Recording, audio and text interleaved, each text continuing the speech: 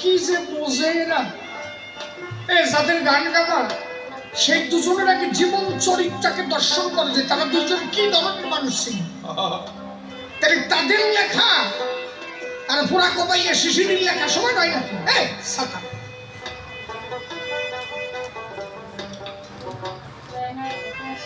অশ্বিনী তারক তার একটা জায়গা একটা কাঁচা কথা আছে নাকি? কোন একটা কাঁচা কথা আছে গানে, পোষা পাখি উড়িয়ে যাবে সজনী একদিন ভাবি যাই এ গালি যা সলমাইয়া মরে গেছে, বউ মরে গেছে, মা মরে গেছে, সে কাঁদবে না, ঠিক কিনা? ওরে যারে হারাইছি জীবনে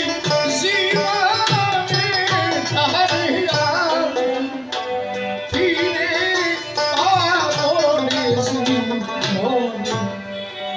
আস্তে কারা কাঁদবে না? ওই সময় মনে পড়বে না কারো প্রেমিক হারাই গেছে, কারো প্রেমিক হারাই গেছে, কার মা হারাই গেছে, কার বাবা হারাই গেছে, এইসব কথা মনে পড়বে তো নাকি? যারে হারাইছি জীবনে তারা আর কি ফিরে পাবো? কথা তাই তো। আচ্ছা এই গান গাইয়ে কয়জন কাঁদবে না? হরি হরি দয়াময় করলে কি আমার তব বিচ্ছেদ যাবে বহিছে। ওই দুইখান গান আর এই গান একটা সাধকের কাছে তুলে দেন যে দুটো গানের মধ্যে গ্রহণযোগ্যতা কোনটার বেশি। আমার কথা বোঝা যাচ্ছে নাকি? আমি বিজয় বাবুকে ছোট করছি না, ওই গানগুলো কাঁচা কথার গান, আর এই গানখানা হরিদয়াময় করলি কি আমায় তব বিচ্ছেদ জরে দহিছে হৃদয়।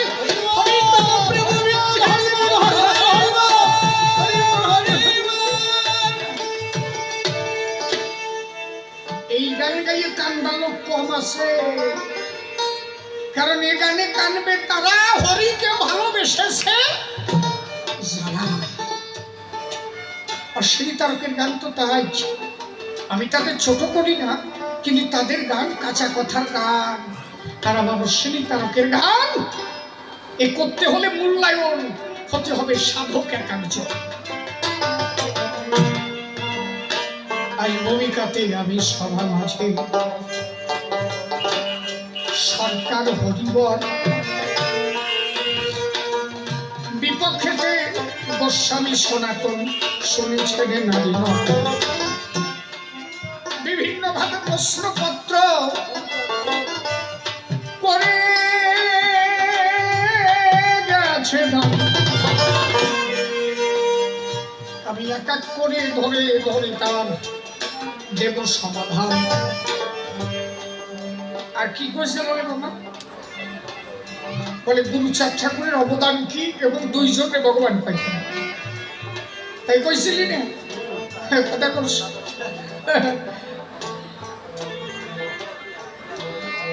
বাবা দুই প্রকার না, বহু প্রকার বাবা কওয়া যায়।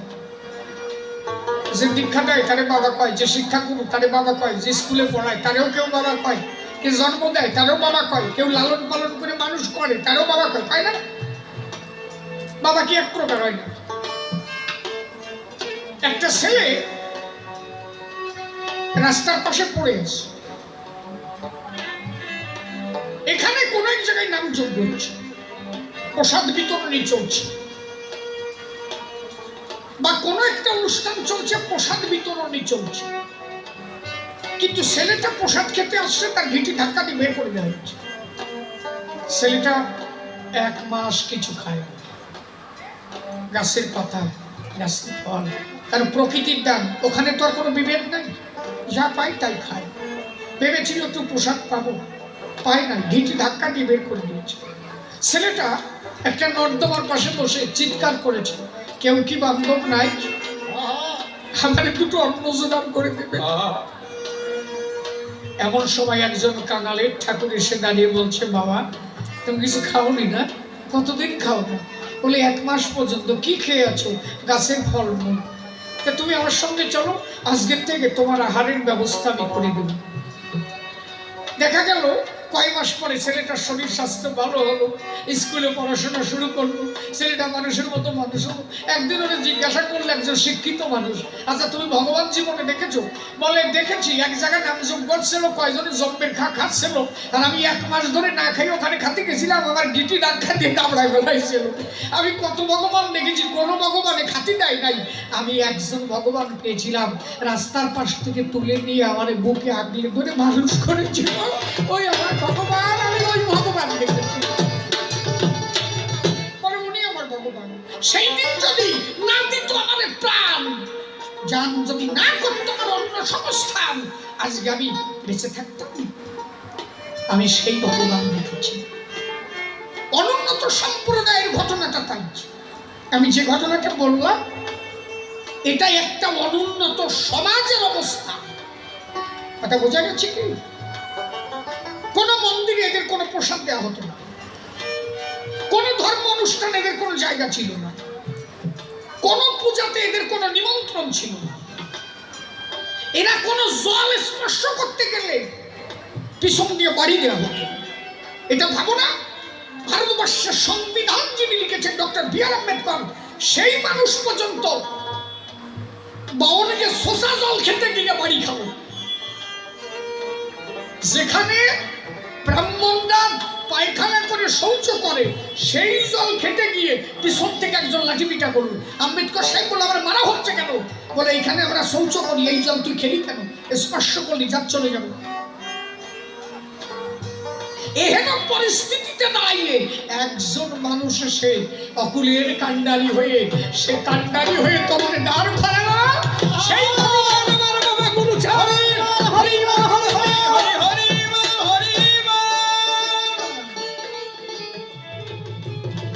এক কথায় জবাব সারা না, আর কথা আছে না?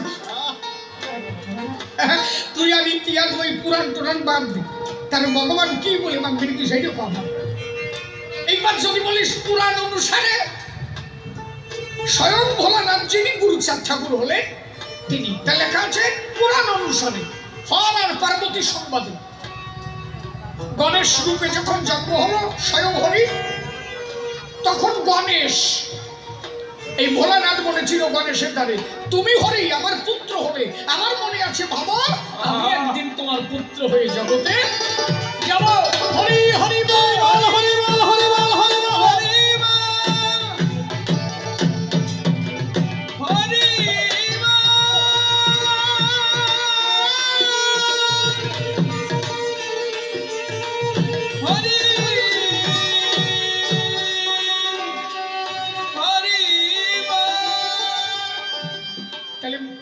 অনুসারে তিনি ভোলা পঞ্চানন, তিনি আমার শ্রী গুরুচরণ। এই এক ভগবান, আর ওইভাবে এক ভগবান, আরো কত প্রকার ভগবান।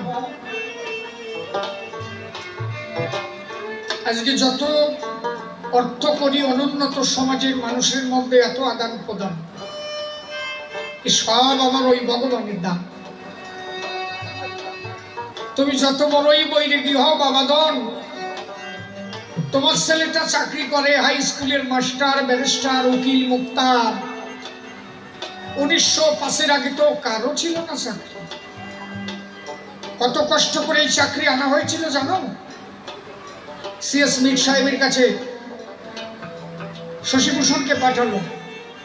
মিট সাহেব ওরা কান দিয়ে আসলো, তোমার বাবাকে গুরুচাঁদ ঠাকুর বলে, ওনার ভগবান বলে? বলে হ্যাঁ। মিট সাহেব এসে বললো, তুমি ভগবান?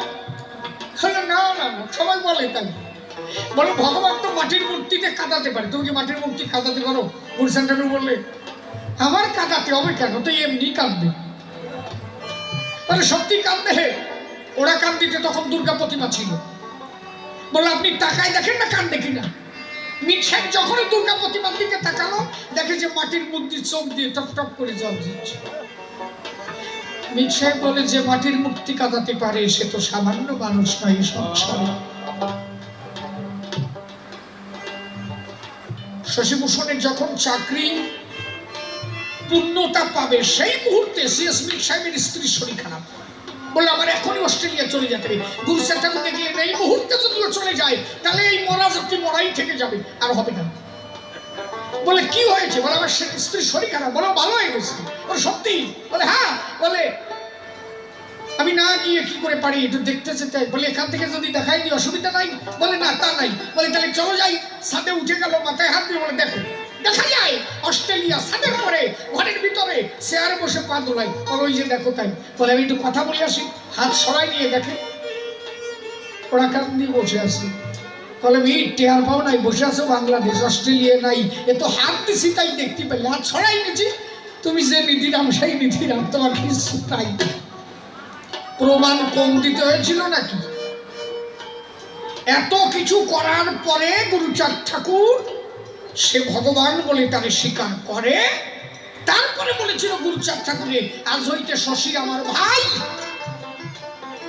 আমি এই সম্প্রদায়ের জন্য জীবনের সর্বস্বটুকু খেটে এদের চাকরির ব্যবস্থা করতে চাই। আজকে তার কাছে ঋণী নাই, এই জাত তার কাছে ঋণী নাই। সে বৈরাগী হোক আর বৈষ্ণব হোক আর যাই হোক, তার একবার হলেও দিন গেলে একবার হলেও গুরুচাঁদ ঠাকুরের নামে একটা প্রণাম করা উচিত বলে আমার মনে হয়। সে যাই হোক, তবে এটা অনেক প্রশ্ন আমি বুঝতে পেরেছি। আমার কাছে আসে তো অনেকে, তারা আমার কাছে বলে যে আপনার আলোচনা শুনে আমরা এখন নিজেরাও অনুধাবন করি। আসলে তাই, কারণ যে রামকান্ত কৃষ্ণ পূজা দিয়েছিল সেই রামকান্তকে কৃষ্ণ স্পর্শ করতে দেওয়া হলো না, তার কাছ থেকে ভগবান কেড়ে নেওয়া হলো, খালি ছোট জাত বলল। ঠিক তো? বাসুদেবকে কেড়ে নেওয়া হয়েছিল না? তাহলে আপনি কৃষ্ণ পূজা করছেন, আপনার তো কৃষ্ণ পূজার অধিকার দেওয়া ছিল না। অধিকার পেলেন কবে?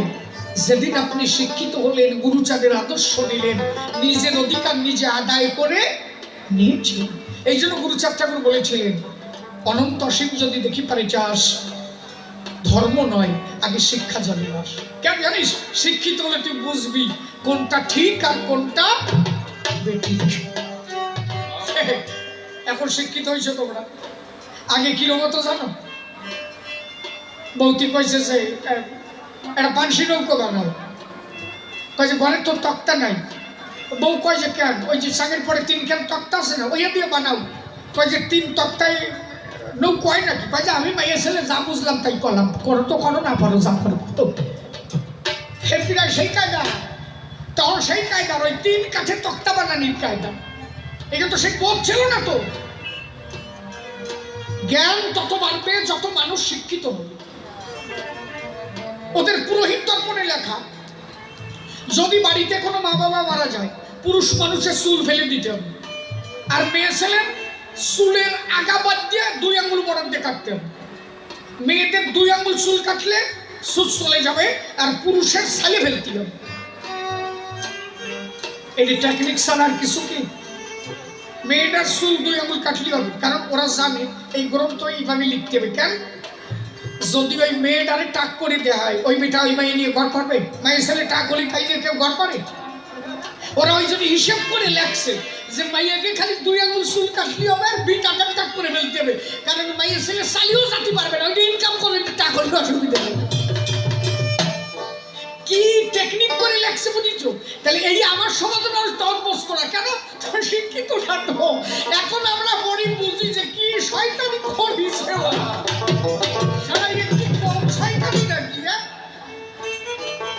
কথা বুঝতেছ নাকি? মেটাল করছি নাকি? এ বোঝা যায় না যে কি সঠিক আর কি বেঠিক। মায়ের যে মায়ের বিয়ে হয়ে যাবে, বাবা মরে গেলে ওই বাড়িতে 3 দিনের দিন কাজ হবে। ওই মাইয়ে 3 দিনের দিন মাছ টাছ দিয়ে সবাইকে খাওয়ায় টাইম দিয়ে মাছ খাতে পারবে। তাহলে যেদিন মাইয়ের বাড়ি কাজ হলো, ওই দিন কাজ করে কি বললো? ওই দিন ঠাকুর মশাই কাজ করে বললো যে মা, তোমার তো বাবা, আজকের দিনে তোমার বাবাকে আমি বৈতরণী পার করে দিচ্ছি, এখন থেকে তুমি মাছ খেতে পারবে, আর অসুবিধা নেই। বাবা বৈতরণী পার হয়ে গেছে। 13 দিনের দিন এইবার ছেলের বাড়ি গেছে। ছেলের বাড়ি যে বলছে যে আজকে তোকে বাড়ি পড়তে হবে। বলে কেন? বলে 3 দিনের দিন যে বোনের বাড়ি করে আসলে, কয় যে ওনারে পাঠাই দিছি, আজকে আবার টানি আনবো, আবার কাজ করে, আবার ওনারে পাঠাবো। মানে দুই জায়গা খাবে, ও বাড়িও খাবে এ বাড়িও খাবে। কেন? ওই মেয়েটাও যেভাবে জন্ম ছেলেটাও সেইভাবে জন্ম, বুঝতাম একদিনই করতেছ, তা হবে না। ওই যে 3 দিনের দিন খাবে আর এই যে 13 দিনের দিন, মানে 3 দিনের দিন চাল ছোলা যা নেবে ওই কয়টা 13 দিন দিন চলবে, 13 দিনের দিন আর কয়টা নেবে মাসখানি করে চলবে। খাওয়া কল, খাওয়া কল। এই শিক্ষিতই আমরা বুঝি না যে কি এসব বাদ দাও। বাড়িতে যদি কেউ দেহত্যাগ করে, কয় যে ওই কয়দিন ঈশ্বরের নাম করা যাবে না। কেন? ঈশ্বর নাই কোথায়? বললে একটা ফটিক স্তম্ভের ভিতরে ভগবান আছে? মিথ্যা বলছে কি? মহাভারত প্রমাণ দিয়েছে। প্রহ্লাদকে জিজ্ঞাসা করার, প্রহ্লাদ তোর ভগবান কোথায় আছে? বলে ফটিক স্তম্ভের মধ্যে আছে। বলে আছে? বলে হ্যাঁ। অহংকারে যখন লাথি মারলো, ফটিক স্তম্ভের মধ্যে থেকে নরসিংহ উদরে দাঁড়ালো। তার মানে কি? অণু থেকে ক্ষুদ্র অণু, পরমাণু, পরমাণুকে ভাঙলে ইলেকট্রন, প্রোটন, নিউট্রন, নিউক্লিয়াস, যা চোখে দেখা যায় না, তার মধ্যে ঈশ্বর বর্তমান।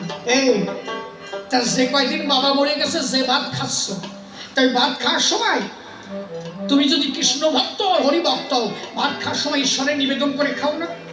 খাও কি না? তখন কি ঈশ্বরে দেওয়া হয় না? তাই তখন যদি ঈশ্বরে দেওয়া হয়, পুজো দিতে দোষ আছে নাকি? বিষয়টা কি? তোমার একটা ছেলে হয়েছে, তোমার একটা ছেলে হয়েছে, বংশ রক্ষার জন্য ঠাকুরে কি কান্না কাইয়া, ওটা খুব 9 খান মাই হয়েছে, এইবার যেন সাল হয় ঠাকুর, এই চান্স যদি চলে যায় তাহলে আমার জনম বিপদ। পাড়ার বুড়োরা কইছে এইবার চান্স নেই, এই চান্সে হবে না। ও জয় শ্রীরাম রাম কয়ে চান্স নেছে। ও তো বলে ভয় রয়েছে, ঠাকুরের কাছে নালিশ দিয়েছে, বাবা এইবার যদি চান্স লাগে 7টা দলের মৎস্যক্ষণ। যেদিন খবর পাইছে হাসপাতালে সল হচ্ছে, ওই দিনেই মন্দির দরজা দিয়ে দিচ্ছে, আর কিছু হবে না। ঠাকুর দেখছে সালারে তো সল দিয়ে বেতালে পড়েছে, আমার খাওয়াই বন্ধ দিচ্ছে। ওই বাড়ি সল হয়েছে বংশ রক্ষা করার জন্য, আর ওই কয়দিন আতুর হয়েছে। কিসের আতুর? একটা পরিস্ফুটিত সুন্দর একটা ছেলে ওই ঘরে জন্ম নিয়েছে, তার বংশ রক্ষা হয়েছে। ওই কয়েকদিন তো পুজো আরো বড় হবে নাকি? ও ঠাকুর সল দেশ আমারে, এ আকবরে ডাক্কা বাজারে, কাশি বাজারে আকবর তাই কবে তো না কয়েকদিন 10 টাকা দেবে। কি কর কি বোঝে না? আমি বুঝি না। সেদিন বাবা মা দেহত্যাগ করে, সেই দিন থেকে হরিলীলামৃত পাঠ করবা, মন্দিরে পুজো দিবা, ঠাকুরের কাছে বলবা তোমার সাথে তোমার বাবার একটা লিঙ্ক আছে, বুঝো না? মায়ের 4 পিতার 4 গুরু দেওয়া 10 18 মোকাম তত্ত্বে ফেরে মহানস। ওকে বোধ শুনতে যায় না, শেষ হয়ে যাবা। আমাকে কথা শোনো বাসবা, ওই কয়েকদিন মন্দিরে লীলামৃত পাঠ করবা, যত পারো ঠাকুরের কাছে চোখের জল দিয়ে ভিজায় দিবা। কারণ তোমার দেহের সঙ্গে তোমার বাবার দেহের একটা কানেকশন ছিল, মা বাবার দ্বারা তোমার দেহ তৈরি। তাই তোমার দেহটাকে পরিশুদ্ধ রেখে ব্রহ্মচর্য রক্ষা করে, স্বামী স্ত্রী এক জায়গা না থেকে ব্রহ্মচর্য রক্ষা করে প্রতিদিন লীলামৃত পড়বা আর ঠাকুরের কাছে কাঁদবা, ও দয়াল আমার বাবা তোমার কাছে গেছে, সে যেন তোমার স্মরণের জায়গা পায়, তুমি তার স্মরণের জায়গা দিও। আর তোমরা করবা কি? ওই কয়দিন মরে গেলি দরজা আটকাই দিবা, কয় যে এই কয়দিন আর ভগবান ডাকা যাবে না, সুস এসে গানে উঠিছে। এই আগে বিশ্বাস করত, এখন আমরা করি না। কেন? এখন মানুষ শিক্ষিত হয়েছে। গুরুচাঁদ ঠাকুর এই জন্য বলেছিল শিক্ষিত হও, তাহলে ভালো মন্দ তুমি নিজেই একদিন বুঝতে পারবা। এই জন্য সব ভাবে শ্রী গুরুচাঁদ আমার পূর্ণ ভগবান, তাহার মতো এ সংসারে নাহি কোনো জন। পূর্ণ ব্রহ্ম পূর্ণানন্দ স্বয়ং দয়াল হরি, তদ পুত্র শ্রী গুরুচাঁদ ভাবের কান্ডন। সেই প্রেমের তরি তারকাবার বাইতে সদা ছিল, আমার গুরুদেব তারক গোসাই শোনেন জ্ঞানী দল। আমি হরিমোহন সরকার, আমি আমার গুরুদেবের কাছ থেকে কবি গান শিখি। শিশিরের গুরুদেব তারা বসাই নাকি তাই কইছি তা উনি কি বোঝে বোঝে না বলো আমি ভূমিকাতে হরিবর আমার গুরুদেব তাই কইছি ওই বুড়ি কই কি বুড়ি ওনার গুরুদেব তার কথা সাতা বোঝেই না কবি গান বোঝে আমার গুরুদেব তার বসাই না আমি ভূমিকায় হরিবর আমার গুরুদেব তারক আমার গুরুদেবের একটা ঘটনা সব আমার গুরুদেব কবি গানে যাচ্ছে পদ্মা দিয়ে তা গুরুদেবের দোয়ার কি ছিল কালীচরণ সূর্য নারায়ণ এরা হচ্ছে তার গোসার দোয়ার কি শেষ করবো বাড়ি যে না আমার তোর বাবা না উঠি ঠিক আছে আমি বুঝেছি ও আঠু দেশে কথা শুনে কাঁদে পড়েছি এইবার সারবো না দেবশ্রী আমি তো বাজে কথা একটাও বলেছি আসলে একটা গল্প বলেছি আমি বলি নাই আমি যে কটা কথা বলেছি সব কাজের কথা বলেছি একটা বাজে কথা বলেছি তার বসে পদ্মা দিয়ে যাচ্ছে এখন ওই নৌকার মধ্যে সূর্য নারায়ণ কালীচরণ ডুলি টুলি যারা সবাই আছে পদ্মার মাঝখানে নৌকা গেল হঠাৎ করে এক ঝড় এসে পদ্মার গোলায় গেল প্রকাণ্ড এক ঝড়ের মধ্যে আমার তারকের নৌকা পড়িল এখন দোয়ার কি পত্র আছে জানাবো সবাই হরি বলে কান্না করে পদুমায় বাস কালীচরণ শোনেন না নিনরে বাংলাদেশের পদুমা গ্রামে কালীচরণের বাসা এই পদুমার মল্লকান্তি বেশি দূর না যেখানে এই কালীনগর যেখানে মৃত্যুঞ্জয় গোসাই থাকে এখন এরা সবাই কাঁদতেছে বাবা হরিচাঁদ তুমি রক্ষা করো আজকে যে ঝড় সেরেছে পদ্মায়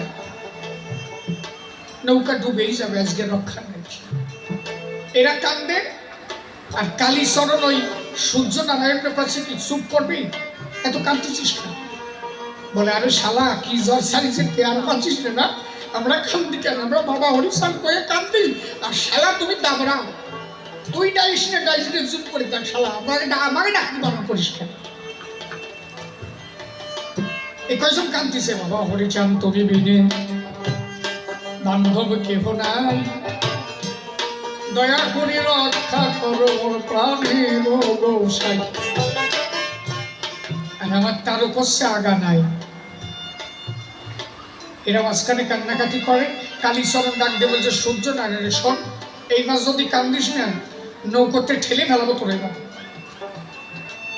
ঝড় হোক যাওয়াই হবে না তুই একবার কানবি না তোরা তো ডাকতে হবে না চুপ করে থাক কিন্তু সূর্য নারায়ণ ভাবতেছে কি ঠাকুর খালি ঝড়টা থামাও পদ্মার ওপারে একটু জাতি দাও এই শালারে যদি দলেতে পার্টনার দেয় আমি আর এই দলে থাকবো না শালা ডাকতেও না ডাকতেও দেবে না কি আরম্ভ করেছে ঝড়ের মধ্যে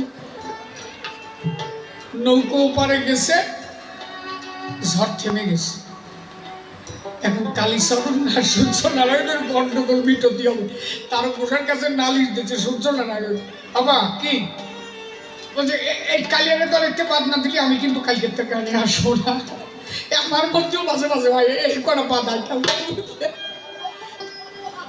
তারপরে আমি কালকের তার গালে আসবো না তার বসে কয়েছে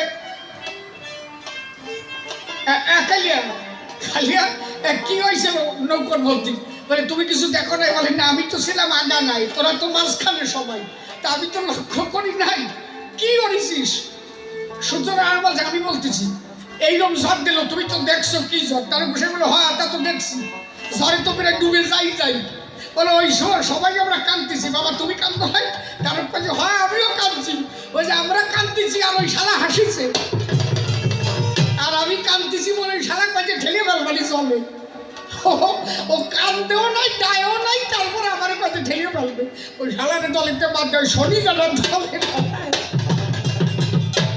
এখন কালীচরণ সূর্য নারায়ণকে বলছে আর সূর্য কি তাহলে আমার দোষ হচ্ছে তাই তারও গোসাইকে বলছে বা এরা সবাই আমার দোষ দিচ্ছে তাই তো বলে হ্যাঁ তা তুই একে বারণ করলি কান ডাকতি বলছে আমি এদের কেন ডাকতে বারণ করছি ওরা জানে? বলে কেন?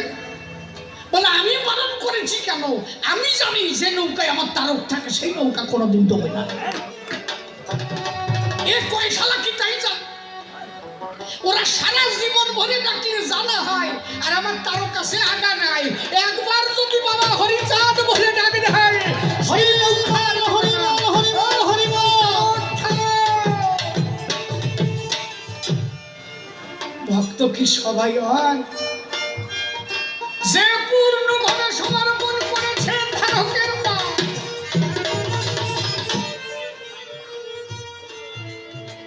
কারণ আমার তারকের কান্ডারি সদা আমার হরিচাঁদ গোসাই। এই জন্য বলে থাকি সর্বশ্রেষ্ঠ মহান কবি সম্রাট আমার তারক গোসাই। তারপরে আর কোন কবি নাই নাই নাই।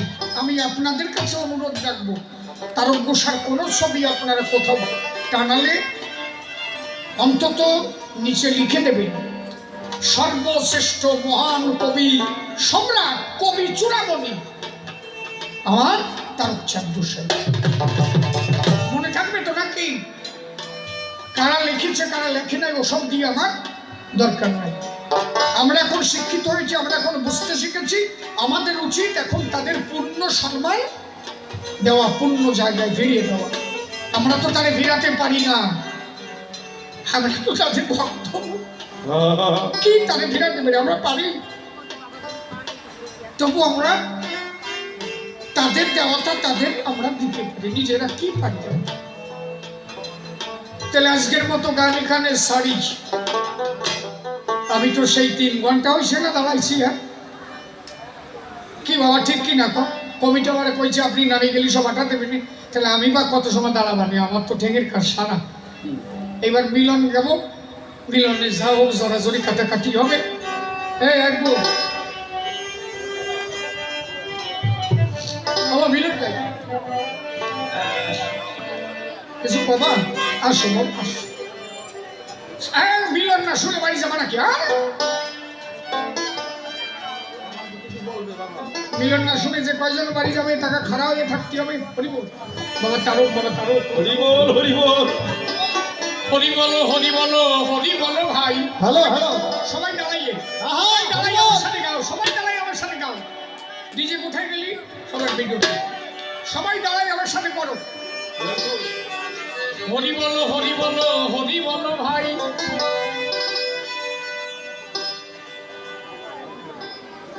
আজ হরিনাম করতে করতে ওরা কান্দি যাই, বলো হরি বল হরি বল হরি বলো ভাই।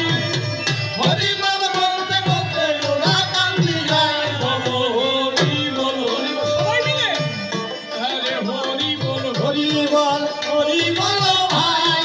হরি বল বলতে বলতে ওরা কান্দি যাই, বলো হরি বল হরি বল হরি বল। কবু শুনি নাই তোমার কাছে আমি এখন শুনিবারে পাই।